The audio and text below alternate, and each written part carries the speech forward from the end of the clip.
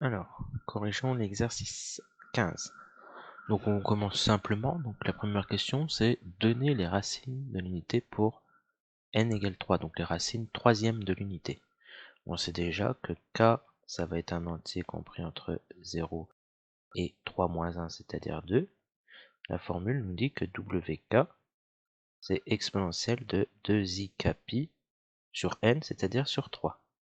Donc on va avoir 3 racines de l'unité. W0 c'est comme d'habitude, on remplace k par 0, donc ça va nous donner 1. W1, qu'est-ce que c'est? En remplaçant k par 1, c'est exponentielle 2i pi sur 3, comme on a vu dans le cours. Et W2, c'est 4 pi sur 3. Donc 2 fois 2, donc 4 i pi sur 3, pardon. Si on veut trouver les valeurs algébriques, on se souvient, on fait un petit dessin. 2i pi sur 3, c'est ce point-là. Son cosinus, c'est moins 1,5. Son sinus, c'est racine de 3 sur 2.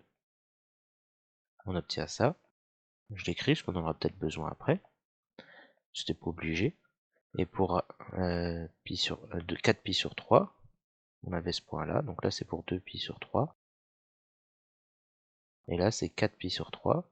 C'est-à-dire, son cosinus, c'est la même chose. Par contre, son sinus, c'est l'opposé. Et vous pouvez vérifier, quand vous élevez ces trois nombres à la puissance 3, on obtient bien 1. On va faire un petit test. Pas besoin de l'écrire. W1 puissance 3, c'est exponentielle 2i pi sur 3. C'est bien de s'en assurer. Quand vous avez un doute, on élève à la puissance 3. Donc un nombre complexe élevé à une puissance, donc il suffit de multiplier. 2i pi sur 3 fois 3. Les 3 se simplifient, ce qui nous donne exponentielle de 2i pi. Soit vous repassez en cosinus et sinus, soit vous savez que 2pi, ça revient à faire un tour complet. Donc on atterrit en ce point-là, le 2pi, sur le cercle là, c'est-à-dire en 1. Donc la fixe de ce nombre-là, c'est égal à 1. Et ça montre bien que W1, là, ici, c'est une racine troisième de l'unité. Bon, question suivante, on nous demande de calculer la somme de ces racines. Donc la première méthode, c'est utiliser la forme algébrique.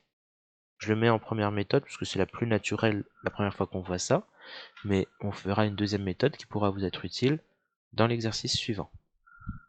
Donc, parce que tout simplement, ce qu'on aura racine énième, on va faire la somme des racines énièmes de l'unité, donc il y aura n termes, et là, il peut s'avérer compliqué parce que 2pi sur n, on n'a pas de formule algébrique simple, sauf avec des cosinus et des sinus. Mais si on ne connaît pas leurs valeurs, c'est compliqué. Alors, première méthode, donc on calcule W0 plus W1 plus W2. On calcule ça, W0 c'est 1. W1 on prend la forme algébrique, donc moins 1 demi. Alors j'ai mis plus moins 1 demi, donc je peux tout de suite mettre moins 1 demi. Plus racine de 3 sur 2i. Plus W2, donc plus moins 1 demi, donc moins 1 demi. Moins racine de 3 sur 2i. Donc là on a bien notre W0, notre W1 et notre W2. On remarque qu'il y a pas mal de simplifications. Les racines de 3 sur, racine de 3 sur 2i moins racine de 3 sur 2i, ça se simplifie.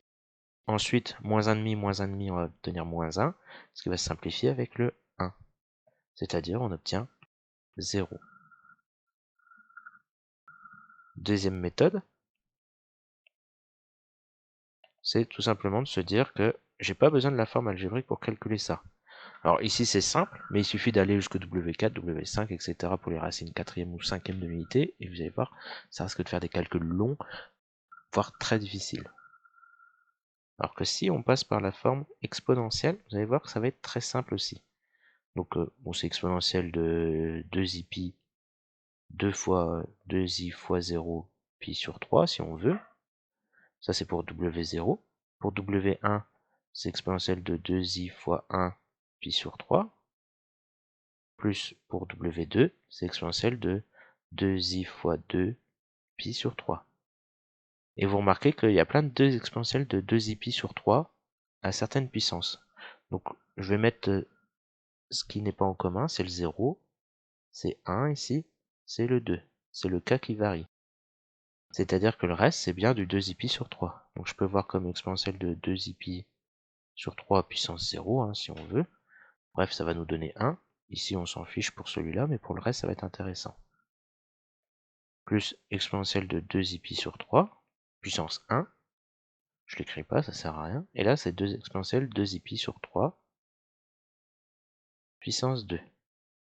Vous connaissez la formule d'une somme géométrique. La démonstration que vous avez vue en première et peut-être aussi en terminale avec une récurrence, ici, ben, s'applique aussi.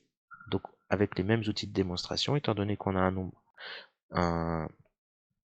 une raison différente de 1, je peux appliquer la formule, donc 1 moins q puissance n plus 1 sur 1 moins q, donc 1 moins exponentielle 2 pi sur 3 sur exponentielle de 2 pi sur 3 aussi, mais ici à la puissance 3, parce que c'est n plus 1.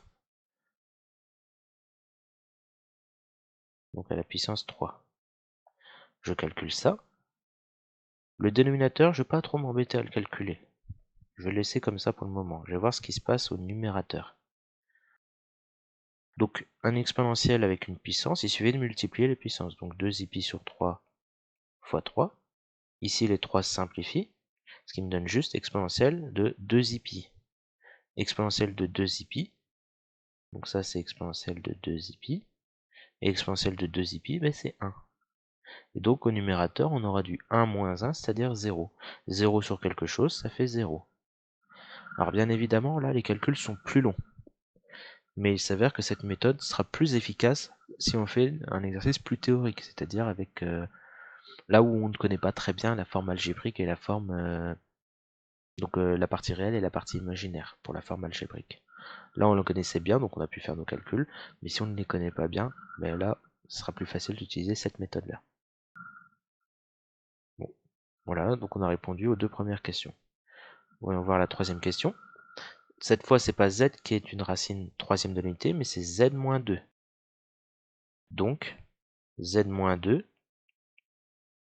alors c'est même pas un donc, c'est même équivalent. C'est-à-dire que z-2, c'est égal à w0 à l'une des 3 racines de l'unité. z-2 ou c'est égal à w1, ou z-2 est égal à w2. C'est-à-dire, si je résous ces 3 petites équations séparément, ce qui donne w0 plus 2, w0 c'était 1, donc ça nous donne 3, pardon. Là, ça nous donne z égale w1 plus 2. Alors w1, on se souvient, c'est moins 1,5 plus racine de 3 sur 2i. Si on veut la forme algébrique, donc moins 1,5 plus 2, ça va nous donner 3,5 plus racine de 3 sur 2i. Et z, donc là c'est w2 plus 2. Donc on avait bien le moins 1,5 aussi en partie réelle, donc ça donnait 3,5. Et la partie imaginaire, c'était moins racine de 3 sur 2. Moins racine de 3 sur 2i. Et là, on a trouvé toutes nos solutions.